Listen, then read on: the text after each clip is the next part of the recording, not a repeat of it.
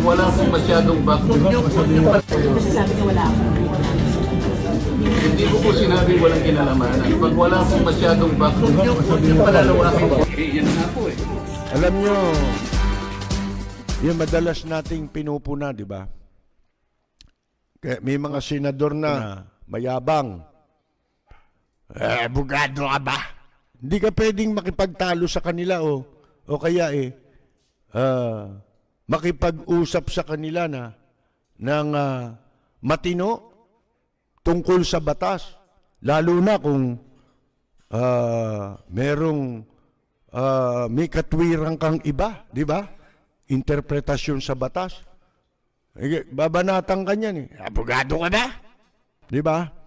Ang kapal din, nitong si Marcolecta, Piluka na nga yung buhok, piluka pa yung utak, di ba?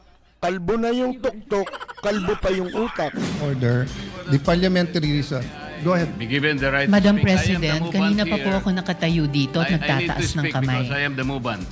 Senator Madam Rodante President. Marcoleta. Thank you, Madam And then we President. hear Senator Risa Ontiveros. Thank you, and Madam Senator President. Problema Erwin natin, Tulfo. Madam President. Yes. The Senate President invoked Section 136, Paragraph 2. Kung babasahin po natin ito, Madam President, napakasimple lang. Ito pong Section 136, Paragraph 2, is a special provision in precisely amending our rules. Yung Section 24 po, this is a general rule. Kung mapapansin po ninyo, it presupposes that it will take up all the bills referred to that committee. General po yung function niya. 136, second paragraph, is a special provision. Sa principle po ng batas, yun pong special provision takes precedence over a general provision. Yun lang po, basahin po ninyo. Hindi nga po, it will not even take one day because this is not a new motion. Kung mapapansin nyo, ni-reiterate ko lang po ito eh. It was already moved last May 11 pa po. So that is even more than one day. So who is talking about one day here? Ang pinag-uusapan po natin, unless we respect Section 136, ang linaw-linaw po, it talks about the rules may also be amended. Diretso po ito eh. So this takes precedence over Section 24. Simpleng-simple lamang po ito eh. Madam President. Thank you, Senator Marcoleta. We recognize Senator Risa Ontiveros. Salamat, Madam President. Meron din po akong substantive na interpellation sa motion ngayong araw na nire-raise o itatalakayin ni Senator Marcoleta yung text na pinamudmod ni Senate President sa atin ngayong hapon. Pero una, gusto ko pong segundahan yung sinabi ni Senator Pangilinan. Bagong motion ito, Madam President. Bakit po? Sa ilalim ng Section 24, ni-refer yung unang mosyong binanggit ni Senator Marcoleta noon sa Committee on Rules. Ngayon kung sasabihin na ibinalik yung mosyong iyon, yung unang mosyon ni Senator Marcoleta sa plenary, sino ang gumawa nun? Dapat ang Committee on Rules. Na-initiate na po ang prosesong iyon alinsunod sa Section 24. Hindi pa nga po nako-constitute ang Committee on Rules. Wala pa nga pong minority contingent sa Committee on Rules. So wala pang body na pwedeng ibalik yung unang mosyon ni Senator Marcoleta sa plenary. Kaya ko sinusugundahan ang sinabi ni Senator Pangilinan. Ito pong mosyon na gustong talakayin ni Senator Marcoleta at pinamudmod ni Senate President sa atin, bagong mosyon po siya. Kung kaya't nag-a-apply po ang Rule Section 136 na kailangan bigyan ng isang araw pa pagkatapos ito i-move para talakayin. And tama si Senator Pangilinan, sa Lunes pa po yun, Madam President. Salamat, Madam President. Madam President, without giving meaning to anything, ito Senator pong Marcoleta. mahirap kasi kung wala po tayong legal background dito. Kaya sinasabi ko na nga po, hindi po bagong motion ito eh. Hindi siya bagong motion.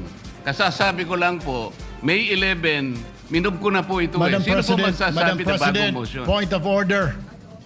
ad hominem. Sinasabi ko lamang po, ang Hindi, sinasabi Madam ko lang, President, kanina ko po sinasabi. Hindi po tama yun. Section Sasabihin yung 136. kasama niya Pwede po ay ba? walang Session is kinalaman, suspended. Pwede po walang bang alam sa... Yan si Marco Lecta. Yan.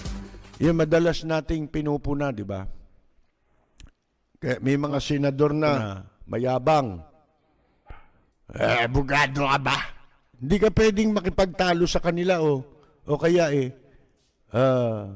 makipag-usap sa kanila na ng matino tungkol sa batas. Lalo na kung may katwirang kang iba, di ba? Interpretasyon sa batas. Babanatang ka niyan eh. Abogado ka ba? Yan. Walang pinagyayabang ang abogado, kundi abogado ko eh. Di ba pinagyayabang niya yun? Oh, abogado rin ako eh, di ba? Oh, gusto mo, Carpio, debate tayo eh. Abogado ka, abogado ko eh.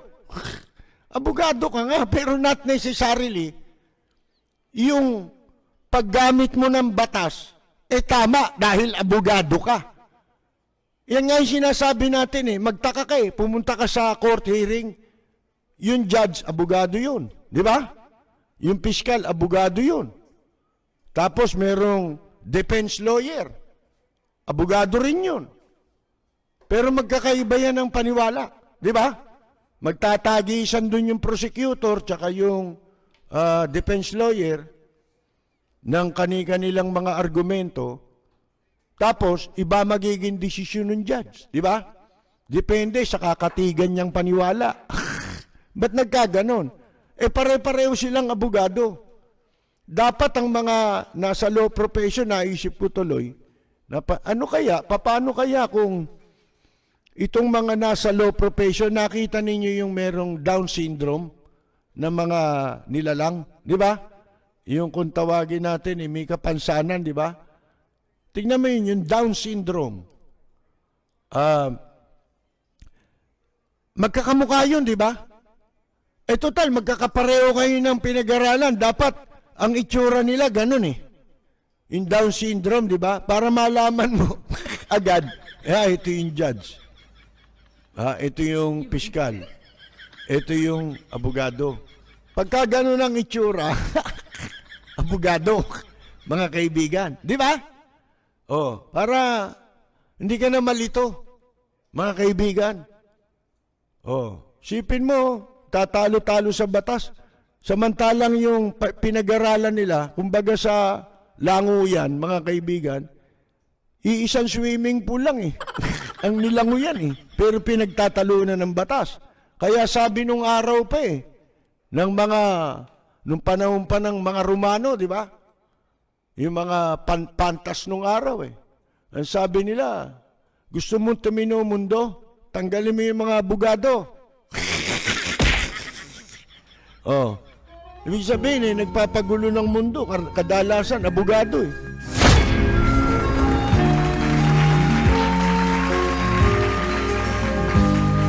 Sa bayan ko ay isa ang lahi